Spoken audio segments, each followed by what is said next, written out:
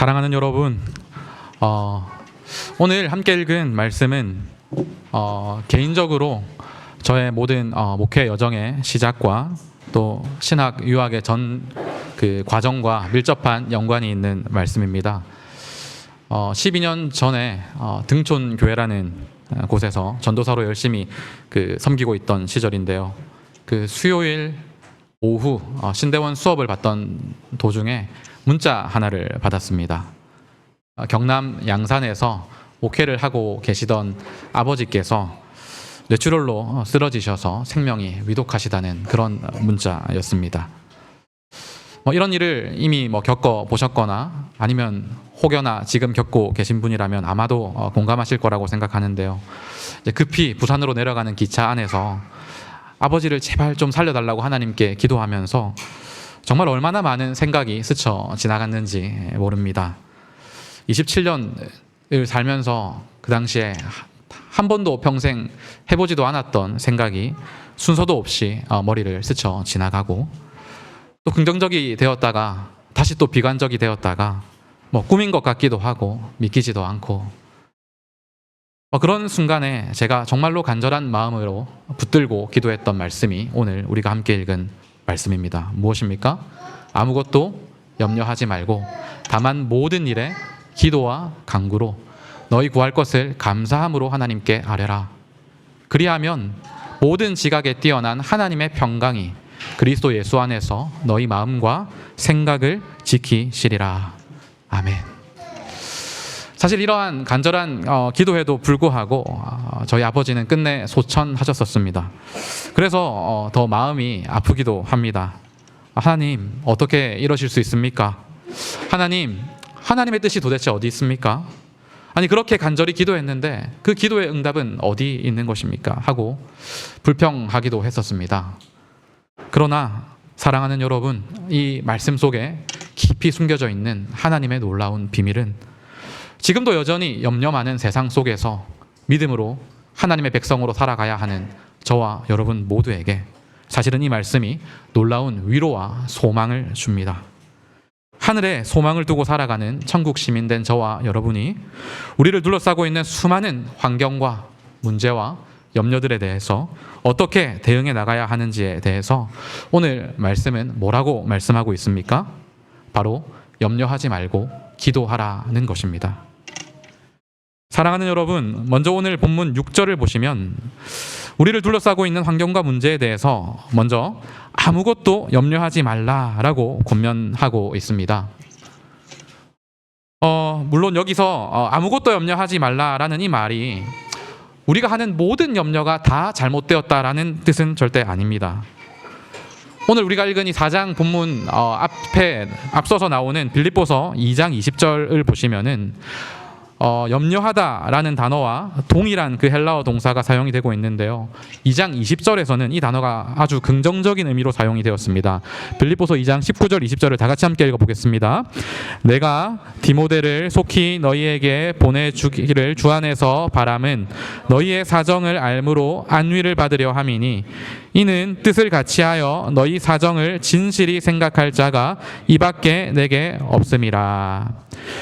여기서 사정을 생각하다라고 번역되어 있는 이 단어가 오늘 함께 읽은 빌립보서 4장 6절에 나오는 염려하다라고 번역된 단어랑 그 헬라어 원어에서는 똑같습니다. 그래서 많은 영어 성경에서는 너희의 상태와 사정을 진실히 염려하고 걱정해 줄 자가 디모데 말고는 내게 없다, 이런 식으로 번역이 되어 있는데, 즉 바울이나 디모데와 같이 빌립보 교인들의 힘든 사정과 형편에 대해서 염려하고 관심을 가지고 또 돌아보고 하는 것들은 건강하고 바람직한 그런 염려였다는 말입니다. 고린도후서 11장에도 보시면 한번 읽어볼까요? 고린도후서 11장 28절입니다. 이 외에 일은 고사하고 아직도 날마다 내 속에 눌리는 일이 있으니 곧 모든 교회를 위하여 염려하는 것이라.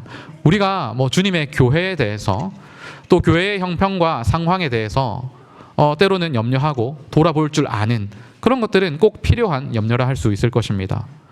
교회 안에는 또 어떤 사람들이 있습니까? 언제나 교회 안에는 고난을 당하고 있고 또 기도의 제목을 가지고 있고 크고 작은 문제와 질병과 이런 것들과 싸우고 있는 성도님들이 여러 계시지 않습니까? 그럴 때 나 몰라라 하는 것이 아니라 진실한 관심을 가지고 함께 울고 돌아보고 염려할 줄 아는 그런 것들은 너무나 중요한 것입니다. 우리에게 필요한 염려들 또 있습니다.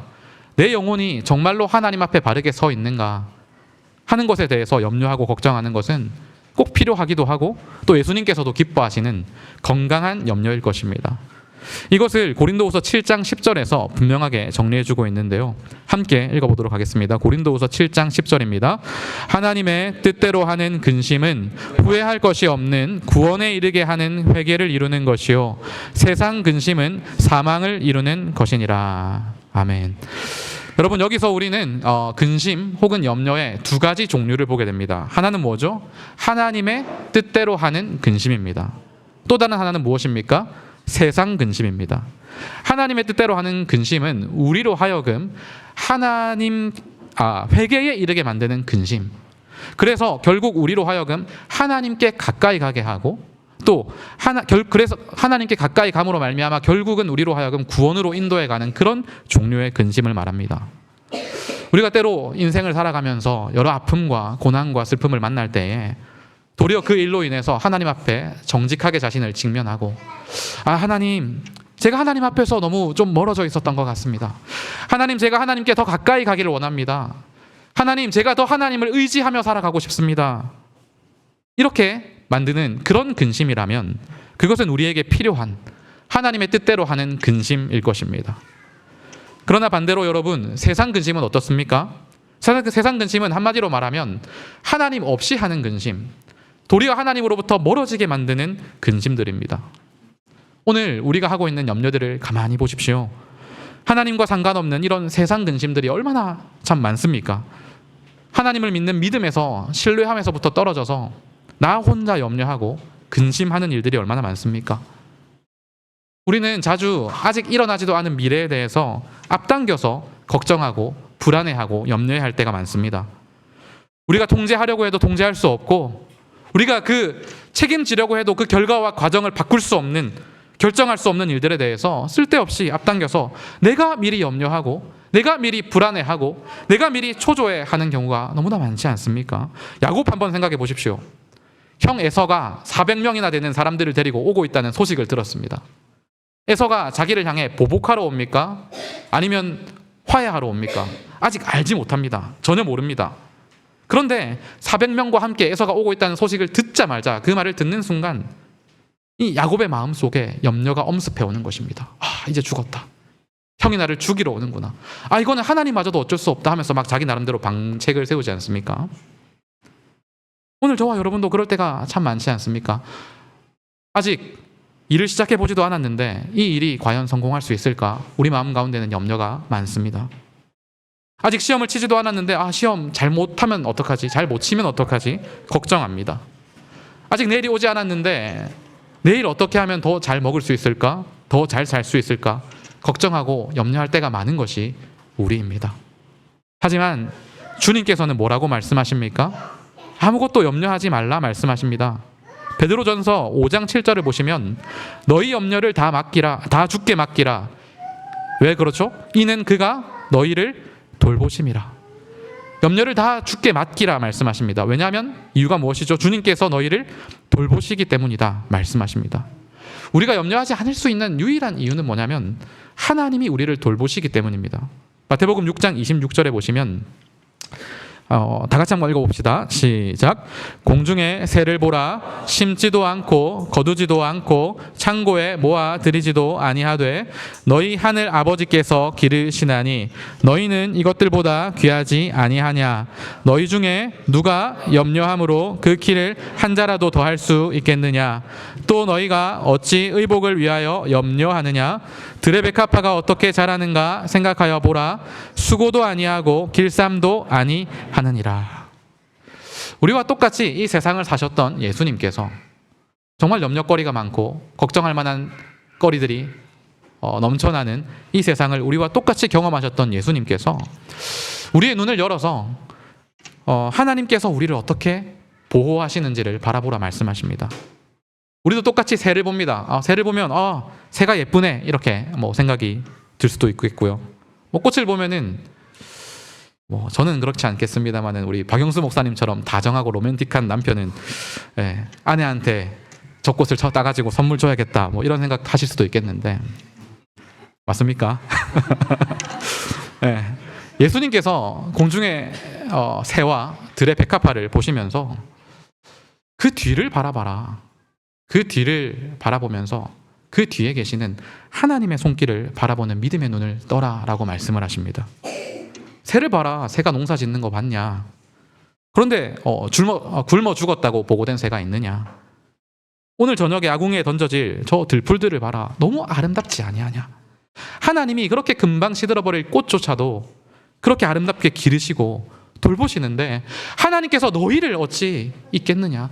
하나님께서 하나님의 자녀된 너희를 어찌 돌보지 아니하시겠느냐? 너희를 지키고 보호해주지 않겠느냐? 그 하나님을 바라볼 때에 세상의 염려와 걱정들을 이길 수 있지 않느냐? 주님께서 말씀하십니다.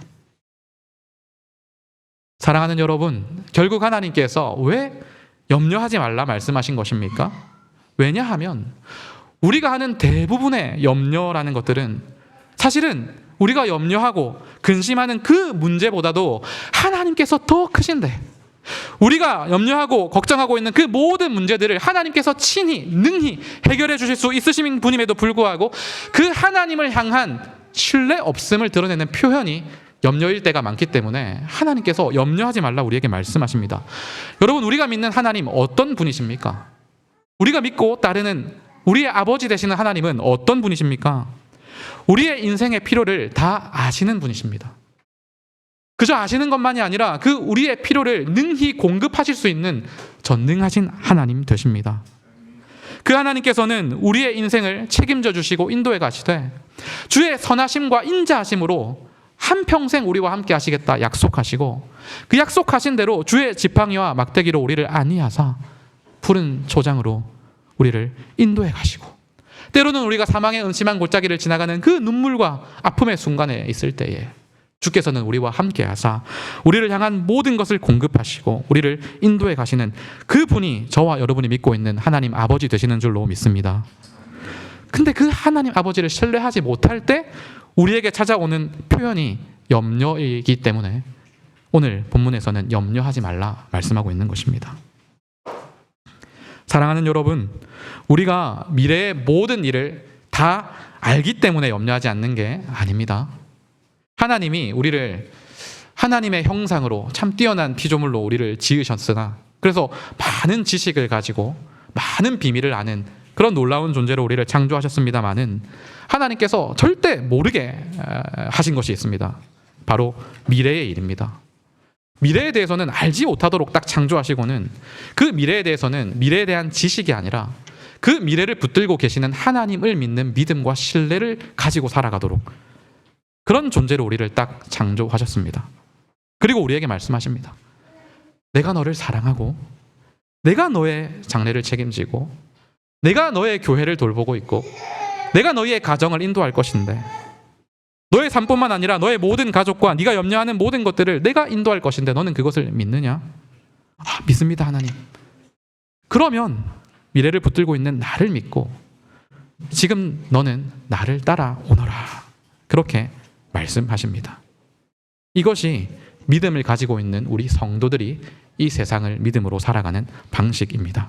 미래를 붙들고 계시는 하나님을 바라봄으로 염려를 그치는 것입니다. 사랑하는 여러분, 사실은 직장 문제에, 자녀 문제에, 인간관계에, 경제적인 문제에 너무도 염려하기 쉬운 세상을 살아가고 있는 저와 여러분을 향해서 오늘 말씀은 단지 염려하지 말라라고만 말씀하고 있는 것이 아니라 더 나아가서 적극적으로 우리에게 권면하고 있는 말씀이 있습니다. 뭐라고 말씀하고 있는 거 하면 6절 다시 한번 보도록 하겠습니다. 6절 다 같이 함께 읽어봅시다. 아무것도 염려하지 말고 다만 모든 일에 기도와 간구로 너희 구할 것을 감사함으로 하나님께 아뢰라. 염려하지 말고 한마디로 뭐 하라는 것입니까? 기도하라는 것입니다. 힘든 세상 속에서 우리 자신이 괴로워하고 우리 자신이 막 염려하고 탄식하고 우리 자신이 자기 앞길에 대해서 스스로 염려하고 앞당겨서 막 염려하기 이전에 우리의 이 모든 문제들을 하나님께 맡기고 우리의 이 모든 문제들을 능히 해결하시는 하나님을 신뢰하고 그 하나님께서 이 문제에 대해서 역사하실 수 있도록 그 하나님께 여지를 맡겨드리라는 것입니다. 우리에게 문제와 필요가 생겼을 때에 그 해결책을 자꾸만 세상에서 찾고 자꾸만 내 안에서 찾으려고 하면 우리에게 무엇이 생긴다고요? 염려가 생깁니다. 걱정이 생깁니다. 두려움이 생깁니다. 그래서 그 결과 기쁨을 잃고 무한정 패배를 맛볼 수밖에 없습니다. 하지만 우리가 우리의 문제의 해결책을 우리 자신이 아니라 눈을 돌려서 하나님에게서 찾을 때에 우리에게는 기도와 간구가 나타나게 됩니다. 여기서 어떤 사람들은 목사님 그러면 기도만 열심히 하고 아무런 계획이나 대비 없이 살아도 되는 겁니까?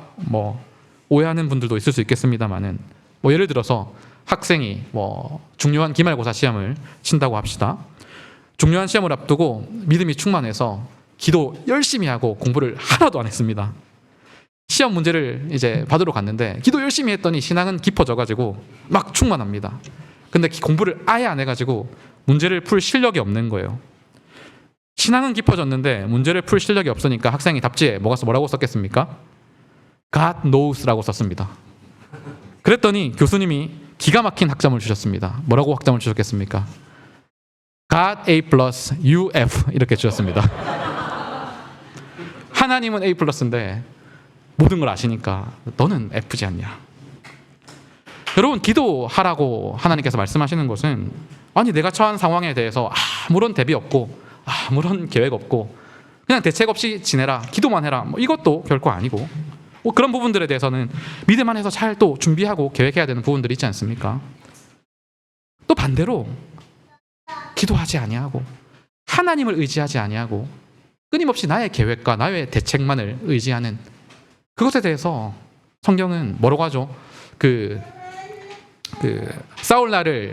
싸울 날을 위하여 마병을 예비하거니와 이김은 누구에게 있느니라 말씀하십니까? 여호와께 있느니라. 싸울 날을 위하여 마병을 예비하거니와 이김은 여호와께 있음을 알기에 우리는 하나님을 의지하고 하나님을 찾고 하나님의 이름을 부르며 하나님께 간구하며 살아갑니다. 그런데 아무것도 염려하지 말고 기도와 간구를 하라고 하는데 또 한 가지 그 사이에 한 마디가 붙어 있습니다. 뭐라고 하죠? 다만 모든 일에 기도와 간구로 아뢰라고 합니다. 모든 일. 여러분, 기도의 은혜가 무엇인고 하면 나에게 있는 모든 문제를 하나님께 들고 나갈 수 있다는 것입니다. 어떤 분들은 기도를 열심히 하는 것 같은데 기도를 올바르게 하지 못하는 교인들이 있습니다. 어떤 교인인고 하면은 예쁘게만 기도하는 교인입니다. 예쁘게만. 분명히 그 속에 자기가 처한 문제와 상황과 염려로 인해서 막 마음 가운데 걱정과 근심이 가득합니다. 나를 억울하게 만드는 사람들로 인한 억울함과 원통함이 마음속에 가득합니다. 부모에게 받은 상처, 직장 동료에게 받은 상처, 내가 처한 고난과 어려움으로 인해서 견디지 못하는 슬픔과 아픔이 마음속에 있습니다. 그런데 하나님께서는 그 모든 것을 아시는데도 불구하고 하나님 앞에 나와서는 전혀 내색을 하지 않습니다. 예쁘게만 기도하는 거예요. 사랑하는 여러분, 기도는 내게 있는 모든 상황과 문제, 내 마음 깊이 숨어있는 상처와 아픔, 다른 사람에게는 결코 말하지 못하는 내 마음의 모든 생각들을 하나님이시기 때문에, 내 아버지 하나님이시기 때문에 다 토해내는 것입니다. 하나님, 어떻게 이렇게 말씀하실 수 있겠죠. 목사님, 제 마음속에 있는 이런 더러운 마음들, 막 미워하는 마음들, 이런 것도 하나님께 말해도 됩니까? 하나님, 제 마음속에 이렇게 신뢰와 믿음 대신에 염려와 불안이 가득한데 그거 하나님께 다 토해내도 됩니까? 근데 안 토해내도 하나님은 다 알고 계세요. 그러니까 걱정하시지 마시고 우리에게 있는 모든 것을 하나님 앞에 아뢰는 것입니다. 모든 일을 기도와 간구로 아뢰는 것입니다. 그런데 기도와 간구로 하나님께 아뢰되 무엇과 함께 아뢰라고 합니까? 무엇으로 아뢰라고 합니까? 감사함으로 아뢰라. 왜 그렇죠? 이 감사라는 것은 이 현재의 상황 속에서 때로는 도무지 감사할 수 없을 것 같은 그런 형편과 상황 속에 처해 있다 할지라도 그 속에서 하나님의 능력을 인정하고 우리를 향한 하나님의 은혜를 인정하고 찬양하고 하나님께 우리의 모든 염려를 맡기는 것을, 그래서 그 염려를 그치는 것을 의미하기 때문에 그렇습니다. 염려한다는 것은 우리 자신이 괴로워하고 문제를 해결하려고 안간힘을 쓴다는 것을 의미하는 반면에, 감사는 모든 일에 하나님께 영광 돌리고 하나님의 보살핌에 우리의 인생을 맡기는 것을 의미한다는 것입니다. 제가 목회를 한 10여 년 가까이 하면서 수많은 분들을 장례를 치렀는데, 아이가 넷이 있는데 췌장암 걸렸었던 여자 집사님이 한 분 계셨어요. 그분 이제 신방 가서 거의 이제 위독하신 그 상황에서 그분이 그러시더라고요. 이렇게 목사님, 이렇게 어려운 상황에서 하나님 없는 사람들은, 하나님 안 믿고 사는 사람들은 도대체 어떻게 사는지 모르겠어요. 우리 인생 속에 때로는 감사할 수 없는 일들이 많이 일어납니다. 때로는 감사할 수 없을 것 같은, 도무지 감사가 안 나올 것 같은 상황들이 많이 펼쳐집니다. 하지만 도무지 감사할 수 없는 그런 상황 속에서도 하나님을 바라보고 하나님의 전능하심을 인정하고 우리를 향한 하나님의 선하심과 인자하심을 바라보며 하나님 앞에 우리의 구할 것을 담대히 아뢰 때 비로소 이제 하나님께서 우리를 위하여 일하실 준비가 되신 것입니다. 그렇다면 설교의 세 번째 부분입니다. 이렇게 기도할 때 우리가 이렇게 하나님 앞에 감사함으로 우리의 모든 일들을 하나님 앞에 기도와 간구로 아뢰 때 하나님은 어떤 방식으로 일하십니까? 하나님은 어떤 방식으로 우리에게 역사하십니까? 6절과 7절 함께 읽어봅시다. 6절 7절입니다. 아무것도 염려하지 말고 다만 모든 일에 기도와 간구로 너희 구할 것을 감사함으로 하나님께 아뢰라. 그리하면 모든 지각에 뛰어난 하나님의 평강이 그리스도 예수 안에서 너희 마음과 생각을 지키시리라. 아멘. 주 안에 사랑하는 여러분, 오늘 본문을 보시면 재밌게도 사도 바울이 우리의 염려, 우리의 문제, 우리가 처한 상황에 대해서 한 번도 언급하고 있지 않은 것을 보게 됩니다. 대신에 그 문제와 상황을 받아들이는 우리 자신을 하나님께서 어떤 방식으로 먼저 다루어 가시는가에 대해서 초점을 맞추고 있습니다. 우리가 기도하면서 가지게 되는 고민거리 중에 하나가 뭐죠? 때로는 기도했는데 문제는 그대로인 것 같습니다. 때로는 기도했는데 환경이 하나도 안 변하는 것 같습니다. 때로는 기도했는데 나를 대적하는 원수들이 여전히 사방에 득식을 합니다. 너무너무 고통스러운 상황이 계속해서 지속되는 경험이 있다는 것을 여러분들도 다 경험할 때가 있고 저도 경험할 때가 있습니다. 그러나 하나님께서 오늘 말씀을 통해서 우리에게 이런 상황과 환경이 변하든 변하지 않든, 문제가 해결됐든 아직 해결되지 않든, 먼저 기도하고 있는 우리를 향해서 하나님이 먼저 기도하는 성도들을 향해서 어떤 방식으로 일하시는가에 대해서 오늘 본문이 소개해주고 있는데, 뭐라고 하죠? 지극히 뛰어난 하나님의 평강이 우리의 무엇을 지킨다고 하십니까? 마음과 생각을 지킨다 말씀하십니다. 여러분, 우리의 염려와 근심이 어디서부터 항상 시작됩니까? 바로 마음과 생각입니다. 염려할 때 잘 생각해 보십시오. 건강검진을 갔는데 뭔가 발견됐대요. 그러면 바로 뭐가 탁 내려앉습니까? 마음이 덜컥 내려앉습니다.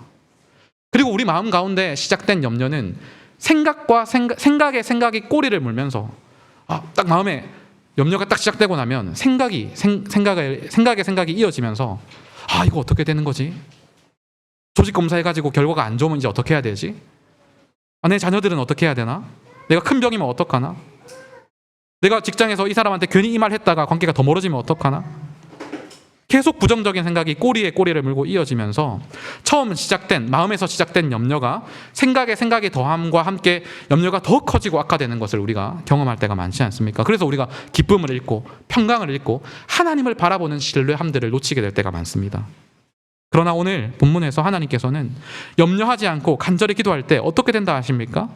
기도하면 하나님의 평강이 우리의 마음과 생각을 지킨다 하십니다. 하나님의 평강이 우리의 마음과 생각을 지켜주셔서 우리가 염려하고 있는 이 모든 염려들, 내가 마음을 흔들리고 있는, 마음을 빼앗기고 있는 이 염려들로부터 우리의 마음과 생각이 더 이상 흔들리지 아니하고 더욱더 하나님을 의지할 수 있도록, 하나님을 더욱 끝까지 인내하며 바라볼 수 있도록 우리의 마음과 생각을 지켜주시겠다는 것입니다. 여기서 지킨다는 말은 옛날 그 로마 시대 때 어떤 도시를 적의 공격으로부터 방어하는 군인들을 묘사할 때 사용되었던 단어입니다. 이 빌립보라는 도시 자체가 그 퇴역한 로마 군인들이 많이 머물고 있었던 도시였기 때문에 다 알아듣는 말입니다. 하나님이 우리의 마음과 생각을 하나님의 평강으로 지키시되 군인들처럼, 로마 군인들처럼 강력하게 모든 염려와 모든 근심으로부터 우리의 마음을 지키시고, 그래서 우리의 마음이 더 이상 염려와 근심으로부터 흔들리는 것이 아니라 끝까지 하나님을 바라보게 하시고 하나님께 기도하게 하시고 하나님을 신뢰하게 하시고, 그렇게 하나님을 신뢰하게 하셔서 하나님을 신뢰할 때에 하나님의 때에 하나님의 방법으로 하나님의 보시기에 가장 바람직한 방법과 때에 우리의 상황과 문제까지도 해결해 주시는 분이 저와 여러분이 믿고 계시는 하나님이라는 것을 기억하시는 저와 여러분이 되시기를 간절히 바랍니다. 제가 미국에서 출석하고 있는 교회는 공예배 때 시편을 가지고 찬성을 부릅니다. 그러다 보니까 시편 1편부터 150편까지 아주 골고루 시편을 가지고 찬송을 하게 되는데, 시편을 골고루 부르다 보면 가끔씩 아주 사람을 당황스럽게 만드는 그런 기도들이 시편에 등장을 합니다. 예를 들어 시편 109편 같은 곳을 보면, 그러니까 시편 기자가, 경건한 시편 기자가 하나님께 어떤 기도를 쏟아내냐면, 하나님, 나를 둘러싸고 있는 원수와 대적들이 너무 많습니다. 너무 억울하고 너무 화가 나고 답답합니다. 하나님, 어떻게 저 원수들 그냥 내버려 두십니까? 하나님, 정의로운 하나님 아니십니까? 하나님, 정의롭게 저 원수들 하나님이 손보셔야 되는 거 아닙니까? 그런 막 보복과 저주의 내용이 쭉 막 20절 내내 시편 109편 1절부터 20절까지 쭉 나옵니다. 아니, 경건한 시편 저자가 저런 기도할 수 있는 건가? 막 당황스러울 때가 있습니다. 우리도 그런 시기들이 많이 있지 않습니까? 살다 보면 정말 나를 억울하게 만들고 분노하게 만들고, 나는 그 사람한테 잘못한 게 하나도 없는데 사실 오히려 호의를 베풀었는데 뒤에서 뒤통수를 치고 거짓된 말로 나에게 대해서 안 좋은 소문을 퍼뜨리고, 직장에서 교회에서 까닭 없이 아무런 정말로 이유 없이 자꾸만 나를 괴롭히는 사람들을 만날 때 있습니다. 그럴 때 뜻밖에도 시편 저자들이 하는 기도를 가만히 살펴보시면 그냥 거룩하게 하나님 용서하게 하여 주옵소서 이렇게 기도하지 않습니다. 하나님 앞에 딱 들어가서 마음을 토해냅니다. 하나님, 너무 힘듭니다. 하나님, 억울합니다. 하나님, 나는 선대했는데 미움으로 갚는 저 악한 사람들 어떻게 눈뜨고 보고 계십니까? 정의로운 하나님 아닙니까? 저 악인들 보라는 게 하나님 정의에 맞지 않습니까? 막 마음을 토해내서 기도합니다. 그런데 재밌게도 그 이야기를 누구한테 하죠? 그 사람에게 가서 쏟아냅니까? 아니면 하나님께 쏟아냅니까? 하나님께 합니다. 그 이야기를 원수한테 가서 안 합니다. 그런데 뜻밖에도 이러한 기도를 하나님 앞에 진지하게 드리고 나면 여러분, 우리 마음에 어떤 마음이 생길 것 같습니까? 이 기도한 것처럼 이 원수 정말로 죽이고 싶다. 이 원수 모든 저주가 당장에 임해서 원수가 망하는 것을 보고 싶은 그런 강렬한 마음으로 충만하게 기도가 끝날 것 같습니까? 아니면 이 기도를 하나님께서 응답해 주실 것을 믿고 내 마음속에는 원래 억울함과 막 원수를 향한 미움과 이런 것들이 가득했는데 그걸 가지고 하나님 앞에 나와서 하나님 앞에 마음을 다 토해놓고 난 다음에 왠지 모르게 내 마음속에 그래도 원수 갚는 것은 하나님이 갚아주실 거야. 내 마음속에 있었던 미움과 증오와 이런 마음들이 사라지고 하나님께서 내 기도 들어주셨어. 그리고 내가 처해 있는 이런 고난들, 나를 사방을 대적이 둘러싸고 있는 이런 환난들 하나님께서 건져주실 거야. 하나님께서 이 모든 것을 합력하여 선이 되게 역사하실 거야. 그런 하나님을 향한 마음 속에서 하나님을 의지하는 그런 은혜 가운데 평안함을 얻게 될 것 같습니까? 둘 중에 어느 쪽일 것 같습니까? 물어볼 필요 없이 가서 기도해 보시면 합니다. 가서 해보시면 됩니다. 뜻밖에도 기도 가운데 나의 상함과 나의 형편들, 나의 마음과 생각들, 나의 분노와 원통함들 다 하나님 앞에 토해내고 나면 하나님께서 주시는 은혜가, 하나님께서 주시는 평강이, 하나님이 주시는 그런 신뢰와 믿음들이 우리의 마음을 다시금 새롭게 주장하게 됩니다. 그런데 우리는 반대로 어떤 잘못을 저지르는고 하면 내가 받은 상처가 있으면 나에게 상처 준 사람에게 가서 다 먼저 쏟아내버립니다. 내가 받은 상처를 가지고 하나님 앞에 가는 일이 없으면 그 사람에게 가가지고 쏟아내는 거예요. 반대로 내가 하나님 앞에 가서 그 모든 것들을 쏟아내고 토해내고 나면, 하나님께 아뢰고 나면 뭐가 남는 거 하면 시편 109편 21절 한번 볼까요? 20절까지 아까 말했던 막 원수를 향한 억울함과 이런 것들을 하나님 앞에 막 아뢰고 난 시편 기자가 어떤 기도를 하죠? 21절과 22절 먼저 읽어보겠습니다. 다 같이 읽읍시다. 그러나 주 여호와여, 주의 이름으로 말미암아 나를 선대하소서. 주의 인자하심이 선하시오니 나를 건지소서. 나는 가난하고 궁핍하여 나의 중심이 상함이니이다. 이 경건한 시편 저자가 원수를 향한 막 하나님을 향한 마음을 다 토해내고 났는데, 결국 그 마음속에 무엇이 남는고 하면 22절에 나오는 것처럼, 하나님, 제가 하나님 앞에서 참 가난하고 궁핍한 사람이네요. 하나님, 정말로 제 속에 있는 것을 하나님 앞에 다 말씀드렸는데, 그러고 나니까 내가 얼마나 가난한 사람인지, 내가 하나님 앞에서 얼마나 궁핍하고 비참한 사람인지를 깨닫게 됩니다. 하나님, 내 안에 하나님이 주신 은혜와 사랑은 온데간데 없고, 지금 내 마음에 충만한 것이 저 나를 괴롭히는 사람에 대한 원수에 대한 미움과 징후가 가득합니다. 보복의 마음이 가득합니다. 하나님, 내 안에 이 모든 문제를 뛰어넘어 계시는 하나님을 향한 신뢰와 의지보다는 내 눈앞에 보이는 것에 대한 염려와 걱정과 근심과 두려움이 가득합니다. 하나님의 자녀라고 하는 내 속에 하나님을 닮은 사랑과 용서가 있는 게 아니라 도리어 증오하고 저주하고 복수하는 마음이 충만합니다. 내가 하나님, 평소에는 참 은혜로운 사람이고 평소에는 경건한 하나님의 자녀인 줄 알았는데 내 본 모습은 그게 아닙니다. 내 마음 깊이 있는 모든 것을 하나님 앞에 토해내고 나니까 내 마음속에 하나님이 받을 수 없는 추악함이 많구나. 내 마음속에 더러움과 비참함이 있구나. 가난하고 불쌍하고 비참한 사람이구나. 그것을 하나님께서 먼저 보게 하세요. 이것이 기도하는 사람들에게 하나님께서 주시는 은혜입니다. 내 속에 있어야 할 것이 없고 도리어 없어야 할 것이 가득하구나. 이런 내 본 모습을 발견하고 나니까 내 중심이 상하는 것입니다. 왜 내 안에는 사랑이 없나? 왜 내 안에는 하나님이 주시는 은혜의 마음이 아니라 그렇지 않은 마음들이 많지? 그리고 나서 그 다음에 하나님 앞에 쏟아져 나오는 기도가 뭐죠? 마지막으로 시편 109편 26절, 이어서 나오는 26절 읽어보겠습니다. 읽겠습니다. 여호와여, 나의 하나님이여, 나를 도우시며 주의 인자하심을 따라 나를 구원하소서. 하나님이 나의 하나님이십니다. 하나님이 천지를 지으신 여호와의 이름에 나의 도움이 있습니다. 하나님이 나를 도우시는 분이십니다. 하나님의 인자하심, 헤세드라 그러죠. 하나님의 자비와 사랑과 하나님의 인자하심을 따라서 하나님이 나를 구원해 주셔야 합니다. 지금 내 옆에는 나를 저주하고 나를 힘들게 만들고 나를 어렵게 만드는 사람들이 가득합니다. 하나님, 내 옆에는 대적과 여러 어려움으로 말미암는 고난과 아픔들이 있습니다.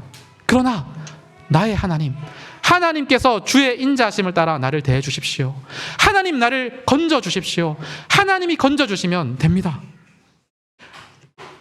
여러분, 하나님 앞에 모든 것을 쏟아내는 기도의 자리에서 하나님께서 어떤 은혜를 우리에게 주시는가 하면, 하나님, 그 누가 내 인생을 파멸하려 한다고 할지라도, 그 누가 나를 고생시키고 그 어떤 상황과 형편이 나를 어렵게 한다 할지라도 나의 하나님께서 나를 붙드시면, 하나님이 주의 선하심과 인자하심을 따라 나를 대하시면, 하나님이 은혜와 사랑으로 나를 끝까지 붙들고 계시기에 하나님, 그 무엇도 하나님의 사랑에서 나를 끊을 자 없는 줄 믿습니다.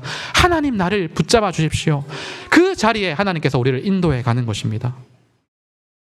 그 하나님을 바라볼 때 우리 마음속에 무엇이 찾아오는 거죠? 아까 빌립보서에 나왔던 그리스도 예수 안에서 모든 지각에 뛰어난 그 하나님의 평강이 다시금 우리의 마음을 지키시고, 그렇게 우리의 마음을 지키심으로 말미암아 다시금 하나님을 끝까지 신뢰하고 바라보면 하나님께서는 하나님의 선하심을 따라 그 모든 어려움과 고난 가운데 처해 있는 우리를 돌아보시고, 하나님의 때에 하나님의 방식으로 하나님께서 보시기에 우리의 인간의 지각을 뛰어넘는 하나님의 놀라운 방법으로 저와 여러분을 선하게 인도해 가시는 그분이 바로 저와 여러분의 하나님 아버지 되시는 줄로 믿으시는 저와 여러분 되시기를 간절히 바랍니다. 사랑하는 여러분, 우리가 기도할 때에 때때로 우리의 문제가 다 즉각 해결되지 않는 것 같은 어려움을 지나갈 때가 있습니다. 간절히 기도했는데 상황은 그대로인 것처럼 보일 때가 더러 있습니다. 그러나 기도할 때 먼저 하나님께서 우리를 어떻게 다루신다고요? 우리의 마음과 생각을 하나님의 평강으로 지키셔서, 기도하기 전에는 나를 둘러싸고 있는 고난과 어려움만이 보였었는데 하나님께 다 쏟아내고 기도하고 나니 어떤 은혜의 자리에 가 있는가 하면 나를 누르고 있는 모든 문제와 상황을 넘어서서 우리를 돌보고 계시는 하나님을 바라보는 믿음으로 우리를 이끌어 가시고, 기도하기 전에는 그 어떤 소망과 도움도 없는 것 같아 보였는데 우리의 도움이 하나님께 있음을 다시금 붙들게 하시고, 그리하여 계속해서 그 평강 속에 하나님을 바라보며 인내 속에 끝까지 하나님을 의지할 때 하나님이 보시기에 가장 적절한 방식과 때에 우리를 인도해 가시는 하나님.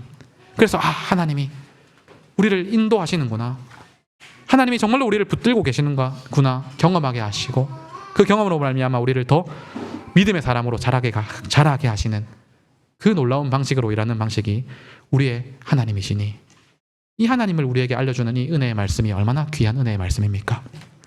그러므로 사랑하는 여러분, 결론적으로 우리 모두 염려와 근심이 우리를 가득 덮을 때 염려 대신에 하나님 앞에 기도합시다.